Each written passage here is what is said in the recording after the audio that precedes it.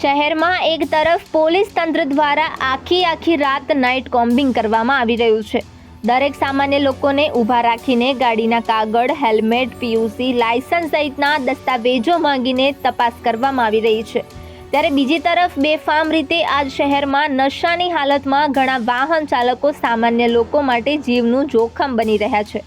ત્યારે આવી જ ઘટના ગતરોજ રાત્રિ દરમિયાન અમદાવાદના ડ્રાઇવિંગ રોડ પરના હિમાલય મોલ પાસે બની છે।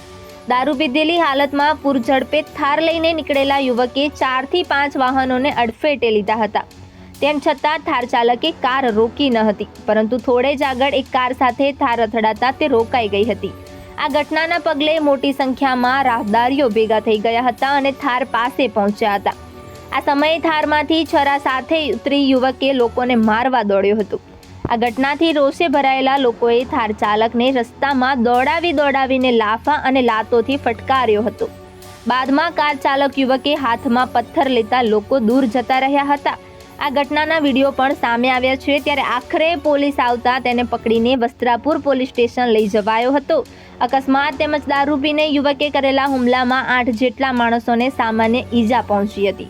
જ્યારે અગાઉ 13 માર્ચ 2025ની રાત્રે વડોદરાના કારેલીબાગ વિસ્તારમાં આવેલા મુક્તાનંદ સર્કલ પાસે નશામાં ચૂર કાર ચાલકે 8 લોકોને અડફેટે લઈને ફૂટબોલની જેમ ફંગોળ્યા હતા, જેમાં હેમાલીબેન પટેલ નામની મહિલાનું ઘટના સ્થળે જ મોત થયું હતું, જ્યારે તેમના પતિ પૂરવ પટેલને ગંભીર ઈજા થઈ હતી। આ ઘટનામાં એક બાળક અને એક બાળકી સહિત કુલ 7ને ઈજા થઈ હતી।